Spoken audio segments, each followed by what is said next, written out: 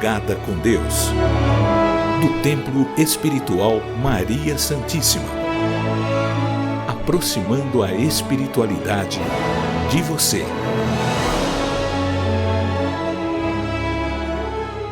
Bom dia, salve Jesus, salve Maria Santíssima.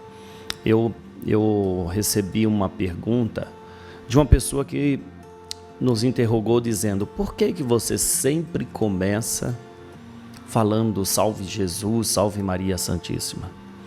Porque a saudação àqueles a qual nós reverenciamos mesmo, sabemos que eles estão à frente. O Cristo, ele é o dirigente máximo do nosso planeta. Então saudamos sim, com muito amor no coração. Maria Santíssima é aquela que representa o Cristo nas famílias e na vida de todos aqueles que de alguma forma abre o seu coração para o amor, seja pelo entendimento, pela compreensão, pela razão, ou seja pelo sofrimento. E eu digo, 80 ou até mais, a maioria abre o seu coração pelo sofrimento. Todas as pessoas, quando se depara com um problema grave, principalmente quando ela está no seu leito de morte. Ai, que feio, Júlio, falar de morte logo de manhã cedo. Não é não. É um processo natural da vida. Vivemos consciente de que iremos desencarnar. E nesse momento, as pessoas, o ser humano, ele começa a ficar mais sensível ao amor. Ele fica mais receptivo à ajuda da espiritualidade. É aí que Maria Santíssima, ela envia os seus mensageiros, os seus socorristas, os seus falangeiros, os seus legionários, para socorrer, preparando assim essa alma para o retorno ao seu mundo de origem. É triste ver uma pessoa no processo de desencarne revoltada. É muito triste, muito, dói muito o coração. Pois, de toda forma, ela irá passar para esse plano das almas, ou plano do espírito, e ali ela vai se deparar com a realidade de que a dor, o sofrimento, a tristeza, a angústia e a revolta a acompanha. Então, o sofrimento, ele se intensifica sim, pois a sensibilidade torna-se maior. O espírito tem maior sensibilidade do que o encarnado. Fora do corpo, somos mais sensíveis do que quando estamos no corpo, incorporado a esse veículo. Por isso, infelizmente, há muitas pessoas que não têm essa compreensão e desencarna e acaba intensificando as coisas ruins que têm. Se elas são maiores do que as coisas boas, elas vão intensificar. E vemos quantos que desencarnam e se revoltam e ficam a peregrinar, acreditando continuar nessa vida física. Quantos ligam-se aos bens materiais e não querem largar e ficam ali por séculos preso ao que ele juntou no mundo físico, ele e o espírito. Com o conhecimento, quando nos deparamos com essa transição natural entre físico e espiritual, nós saberemos como lidar. Nós saberemos sim. Por quê? Porque as informações foram assimiladas. Entendo que existe uma vida após vida. Entendo que aqueles que nos antecederam e que já retornaram ao mundo espiritual estarão sim a nos esperar Sabe, os pais que desencarnaram continuam sendo pais e ali estarão preparados para receber os filhos como receberam quando nasceram no mundo físico. Pais são pais. O conhecimento espiritual nos liberta, mas nos liberta de uma forma muito mais ampla do que nós podemos imaginar. É importantíssimo que falemos com os nossos filhos desde criança sobre o mundo espiritual, sobre a origem da vida, de onde viemos, para onde foi os avós, se assim já desencarnaram, daqueles filhos, daqueles nossos filhos, destes nossos filhos. E quando tiver adolescente, tendo esse conhecimento desde criança, ele vai ficar muito mais atento às vibrações dos ambientes onde ele vai ali adentrar, vai lidar. O período da adolescência é o período de maior impulso energético, de maior força de realização e de desbravar. Sim, é o período em que tudo fica bem aflorado na condição espiritual encarnado, onde ele quer aprender de tudo e já se acha sabichão de tudo. Quem tem um filho adolescente sabe disso, né? Acha que sabe tudo, mas não é por acaso não. É para que ele realmente possa desbravar a vida sem medo, sem receio, tendo mais segurança. Agora, quando não tem a base espiritual, o adolescente ele vai em busca das coisas que saciam os prazeres materiais. Aí nós vemos quantos neste período se perde buscando banalidades. Mas quando tem essa base, não, ele entende, espera por que eu vou buscar isso? Por que eu estou indo pela cabeça dos outros? Dê o alicerce à sua família. Fale de espiritualidade, não é religião, é espiritualidade. Isso é fundamental, desde a criança até aquele que está no seu leito de desencarne. Vamos fazer a nossa prece?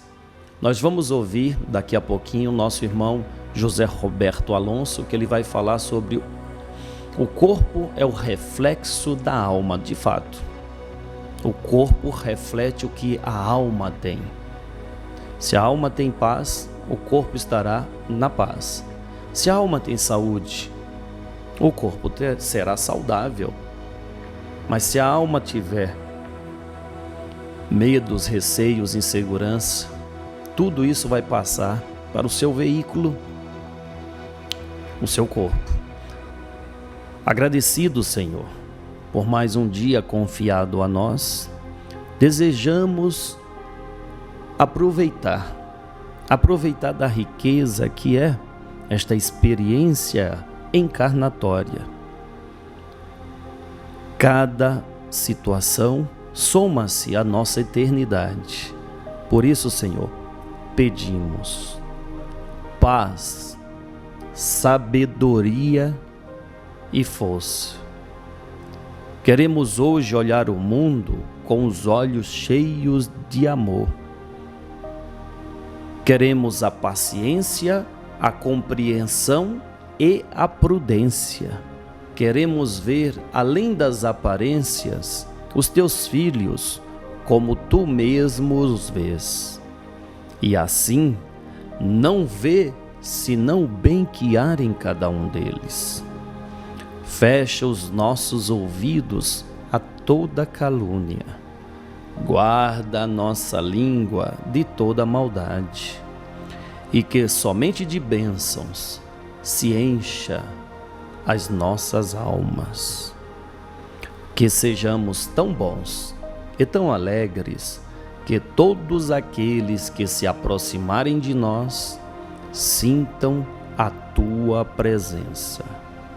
Reveste-nos de tua beleza, Senhor, para que no decorrer deste dia nós possamos te revelar a todos. Que assim seja. Amém. Amém. Amém.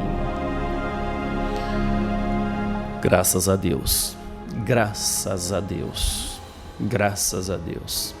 Bom, então vamos passar a palavra ao mundo espiritual.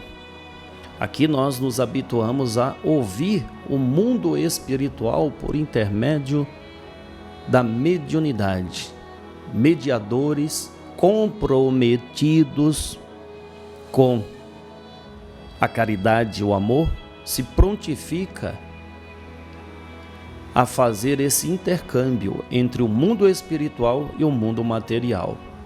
Nesse instante ouviremos nosso irmão José Roberto Alonso, que por intermédio do médium Gilberto Rissato vem nos falar sobre o reflexo da alma no corpo.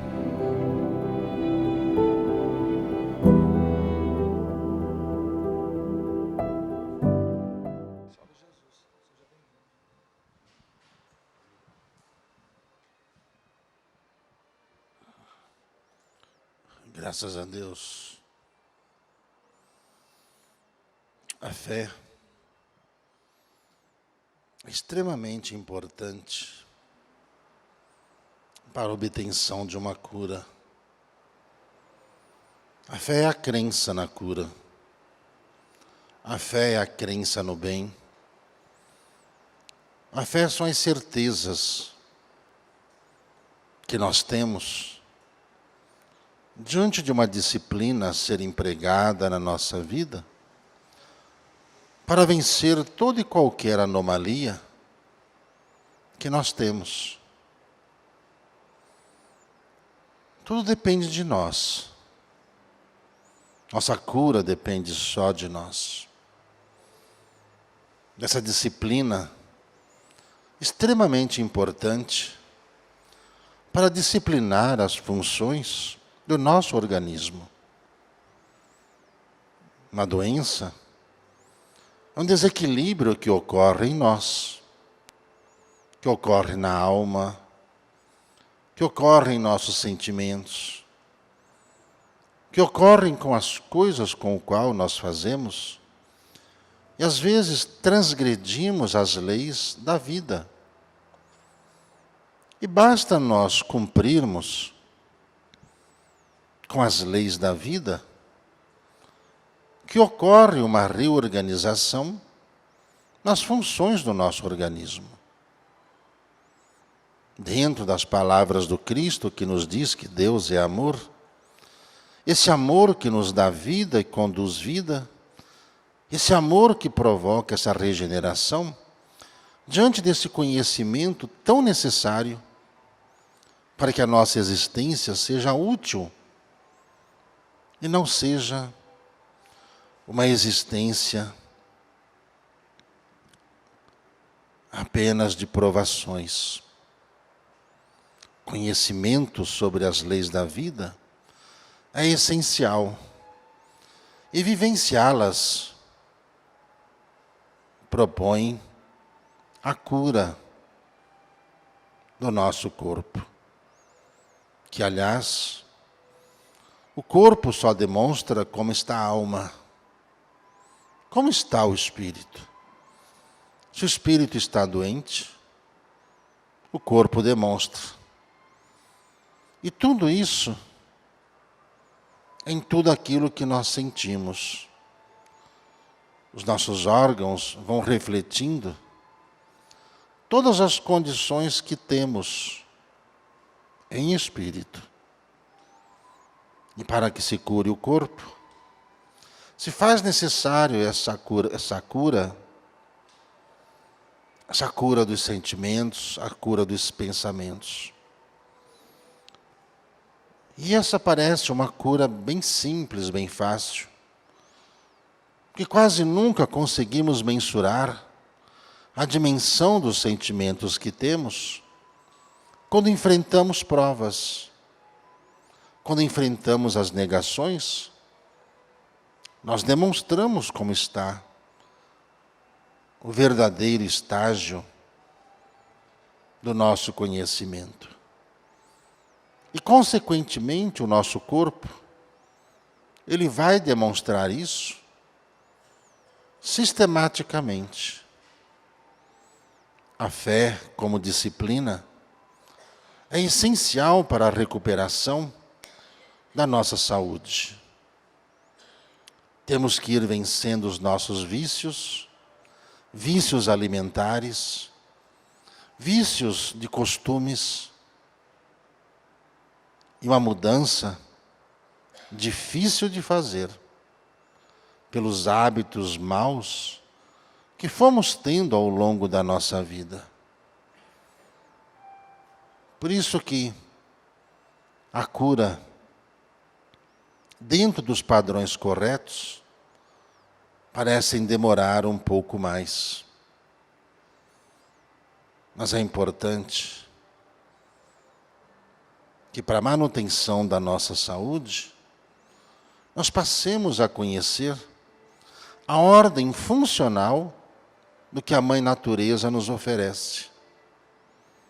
Muito já ensinamos aos homens, às mulheres, como manterem o seu organismo curado. Tudo isso envolve uma disciplina. A cura está no prato. E aquilo que você coloca no seu corpo é o que vai levar as energias que a Mãe Natureza nos dá para suprir as necessidades de cada um dos órgãos, tecidos, músculos, nervos, tendões, estruturas ósseas, articulações, funcionabilidade. Às vezes, nós transgredimos essas leis da vida pelos nossos sentimentos, pelas situações emocionais que vivemos. E a Mãe Natureza, ela nos ajuda a corrigir. Por isso que a alimentação é essencial para você curar todos os males. Todos os males. E o estudo sobre a fé e a caridade vai reformando esses nossos sentimentos para que jamais fiquemos revoltados quando surgem em nós tais problemas. Por isso o apego, a prece, as orações são comprovadamente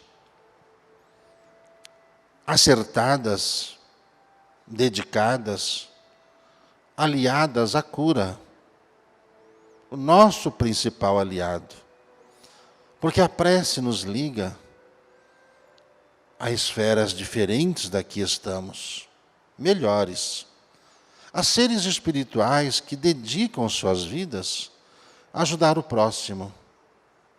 Mesmo que nós não entendamos por que fazem isso.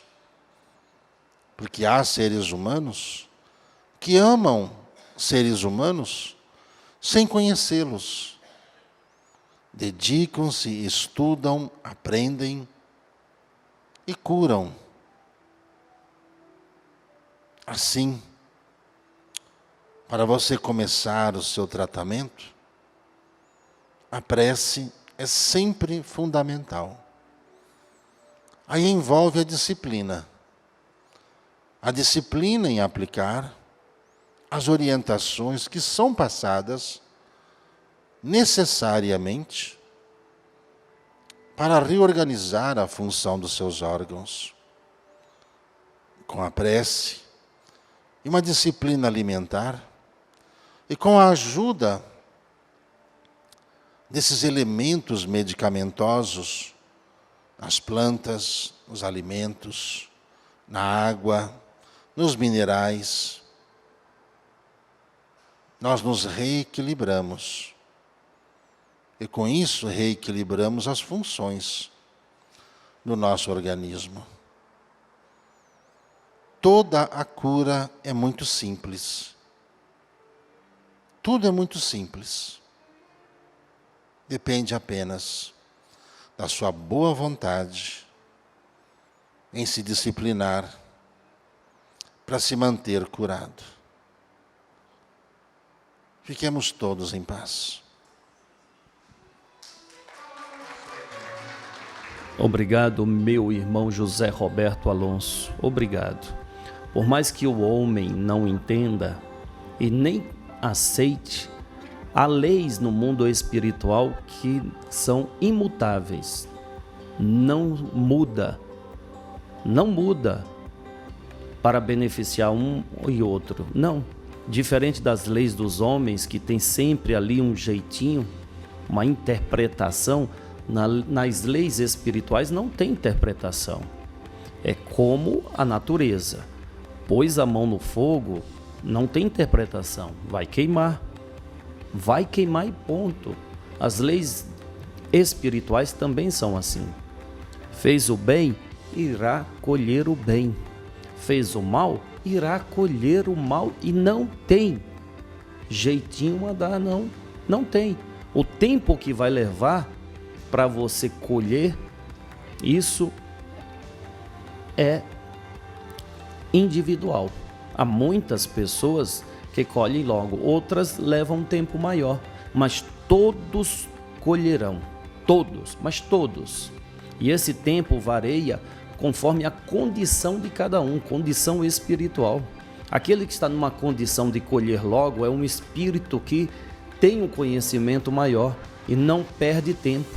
Aquele que tem pouca condição espiritual, ele levará um tempo maior, pela bondade de Deus. Olha só, pela bondade de Deus. É como você ter uma dívida grande e você não tem condição de pagar tudo de uma vez. Você vai lá e vai parcelando, não é? Para poder sanar a sua dívida. Mas aquele que já tem recursos, ele fez uma dívida rapidamente, ele tem recursos, vai lá e paga. Bom, Paulo de Moraes, agora é contigo.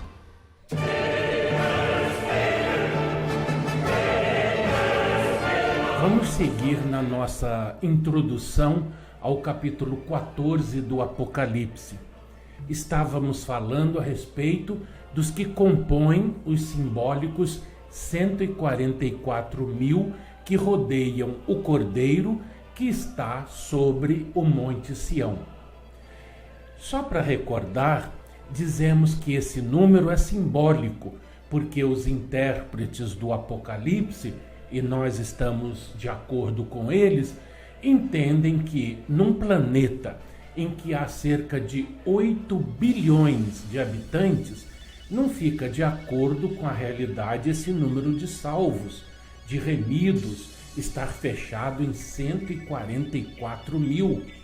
Seria uma enorme disparidade, haja vista o que Jesus contou em uma de suas parábolas, que de todos os convidados para a festa, só um foi achado não vestido adequadamente para a ocasião. Este foi lançado fora. O número de 144 mil representa, pois, a qualidade e não a quantidade. Além, é pouco provável que, ao tempo em que o profeta João registrou o texto do Apocalipse, houvesse na humanidade uma quantidade tão extensa assim. Ademais, a espiritualidade já nos informou que o número de habitantes, os espíritos, habitantes da Terra, chega a 22 bilhões. O que eleva a disparidade entre os números. Mas esses aqui do capítulo 14, no versículo 3º, entoam um novo cântico diante do trono, diante dos 4 seres viventes e dos anciãos. Cântico que só eles puderam aprender. E aprenderam por quê? Porque aceitaram o convite do Senhor para a festa, para a ceia de Deus, conforme a mesma parábola contada por Jesus. Vamos recordá-la. O mestre contou que o reino dos céus é semelhante a um rei que celebrou as bodas de seu filho. Para tal, enviou servos a chamar os convidados, os quais declinaram do convite. Não satisfeito, o rei enviou novos mensageiros para que comunicassem o início da festa, pois tudo já estava preparado. Nem assim os convidados se deram ao trabalho de comparecer e foram cuidar dos seus afazeres. Alguns até agarraram os mensageiros do rei e os maltrataram e mataram. Foi a gota d'água. O rei ficou furioso e exterminou aquela gente. Mas a festa estava preparada e não se podia desperdiçar aquele banquete por causa dos convidados indignos. Que fez o rei? Determinou que seus servos buscassem pelas estradas, pelas encruzilhadas, todos que encontrassem e os trouxessem para o banquete. E assim foi feito. Quando, porém, o rei veio ver os que estavam à mesa, percebeu que um deles não estava vestido adequadamente para a ocasião, o que era um ultraje. Depois de questioná-lo sem obter resposta, pois o homem emudeceu, o rei ordenou que ele fosse amarrado pés e mãos e lançado fora, onde há choro e ranger de dentes. Por conclusão, afirma o Senhor, muitos são chamados, mas poucos escolhidos. E esta parábola vem a calhar porque ela distingue 4 categorias. Os convidados que fizeram pouco caso do convite, representando os que não querem saber e até desprezam a mensagem do Evangelho e do Apocalipse. Os arrebanhados nas estradas e encruzilhadas, sedentos e famintos pela mensagem do Cristo, a qual eles ainda não tinham conhecimento. O que foi encontrado não vestido adequadamente para a ocasião, representando os que acham bonito as palavras de Jesus, mas não as praticam. E, por fim, os servos, que representam os profetas que o Cristo envia ao mundo para arrebanhar os espíritos para o reino de Deus. Muitos dos profetas do Antigo Testamento foram mortos pelos homens, e o mesmo ocorreu com a maioria dos profetas do Novo Testamento. É só vocês lerem aí na Bíblia. Não se diz na parábola o número de convidados que não quiseram comparecer à festa, nem o número dos arrebanhados. O único número que aparece é esse um que foi apanhado sem estar devidamente preparado. É esse que é lançado fora. Aí vocês podem perguntar: e os convidados não foram exterminados?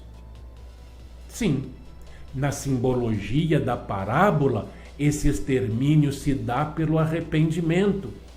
Eles foram forçados pela palavra do rei a padecer o sofrimento devido por se negarem ao convite. Então sofreram o remorso de serem deixados de lado. Eis a mensagem atual do Apocalipse. Você que não dá bola para o Apocalipse, você que considera uma tremenda perda de tempo tratar desse assunto, você que diz aí, esse Paulo não desiste? Não percebeu ainda que não está agradando? e coisas do tipo, saiba que você não está desprezando Paulo. Você está desprezando o próprio Jesus, pois que o Paulo está aqui para relembrar a mensagem de Jesus, goste você ou não. E o meu conselho para você é: releia a parábola que aqui citamos, identifique nela as personagens ali representadas e veja em qual delas você se encaixa e em qual se encaixa o Cristo. Repense sua atitude. É tempo ainda de comprar vestiduras brancas para se vestir, como diz lá o Apocalipse, no capítulo 3, versículo 18, para que não fique manifesta a vergonha da sua nudez. É isso aí. Ainda há tempo, quer dizer, ainda dá tempo de você voltar-se para o Cristo e passar a dar atenção às palavras do Cristo. E quem sabe, um dia, todos nós juntos estaremos rodeando o Cristo de Deus no Monte Sião, como neste trecho do capítulo 14 do Apocalipse de Jesus. Para concluir, meu fraternal abraço a todos vocês.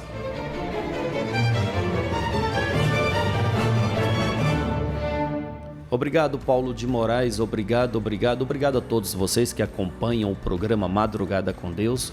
Meu fortíssimo abraço e gratidão por confiar, entrarmos na sua casa, mais do que na sua casa, entramos na sua vida.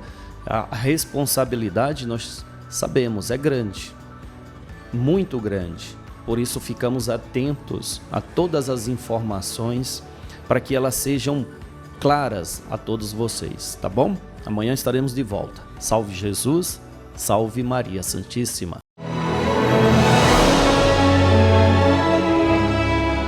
Madrugada com Deus, do Templo Espiritual Maria Santíssima, aproximando a espiritualidade de você.